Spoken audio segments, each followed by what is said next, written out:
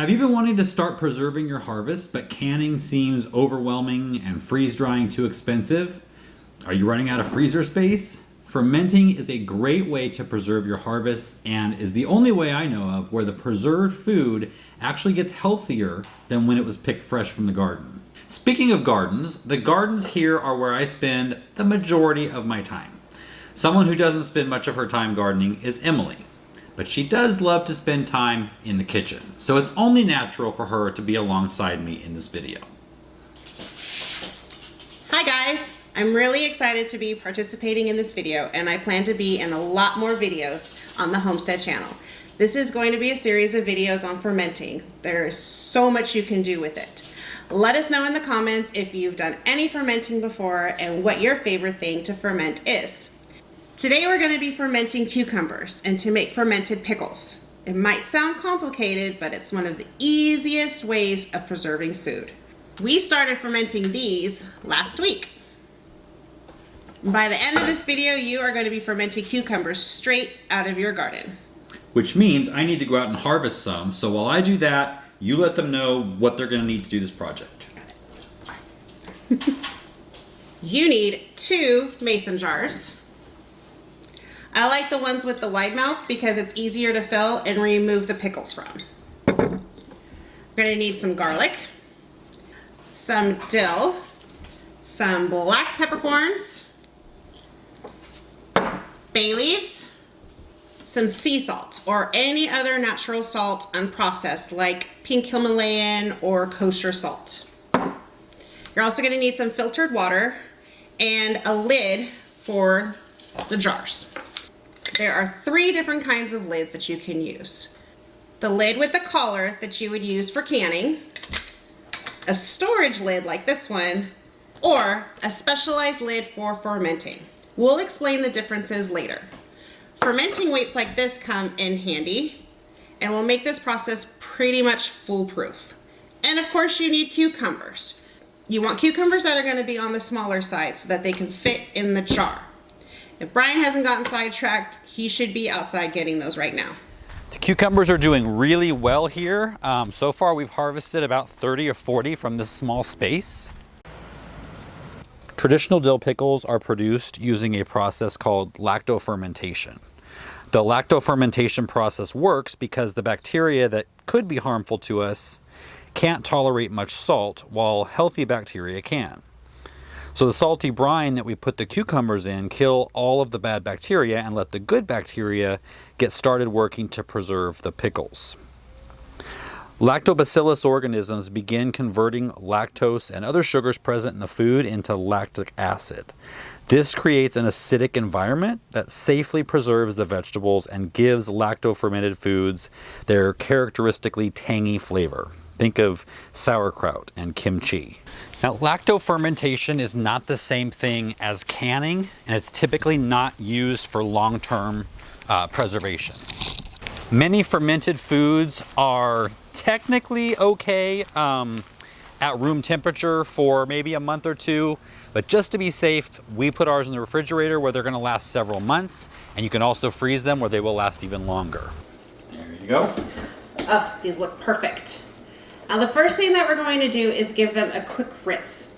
They are organic, but we want to wash off any dust or dirt, and then we want to slice them, of course.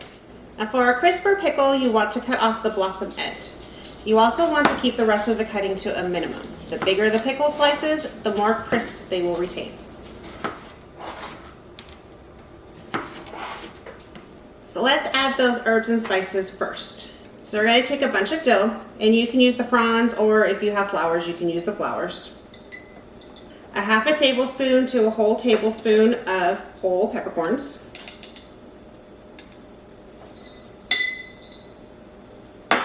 2 garlic cloves, or, well, if you're us, we're going to add in 3. Depending on how much you like garlic, you can play with that one. Okay, so now we're going to pack in the cucumbers. And a little tip, if you do it on its side, it makes it a little bit easier to pack them in. And you just want to make sure you leave about 1.5 to 2 inches of headspace between the top of the jar and the top of the cucumber. And then the last thing we want to add is 2 or 3 bay leaves. The tannins in the bay leaves help to keep the pickles crispy. And we like crispy pickles. Now for the brine. We're going to fill it to within 1 inch of the top of the jar. And all the cucumbers should be underneath the water. That's really important. We need to keep them in an oxygen-free environment. Anything exposed to the air or above the brine will mold. So to make sure this doesn't happen, you can add these glass fermenting weights to the jar, and that makes sure everything stays put. And now for the lid. The fermentation process creates gases that need to escape. So if you use a lid like this, you need to burp your jar at least twice a day to release some of that gas. Which means just unscrew it a little. And if you don't, you can have a messy explosion. Yeah, we've been there. We know that from experience. This type of lid works well if you screw it almost all the way on, but leave a little wiggle room for the gases to find their way out. Or this is my favorite because I like gadgets that make life easier. It's a fermenting lid that allows gases to escape, but it keeps the oxygen out.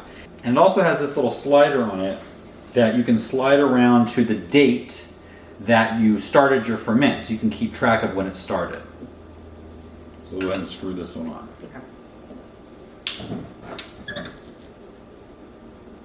And the last step is to just place these into some kind of a container, just in case it erupts a little when letting the gases out.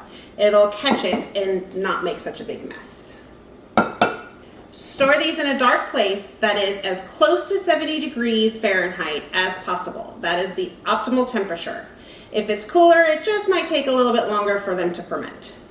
In a day or two, you're going to start seeing bubbles forming, and the brine might get cloudy. That's totally normal. And after 2 or 3 days, you're going to unscrew the lid, and you're going to give them a taste. So these were done about 4 days ago, and they are cloudy.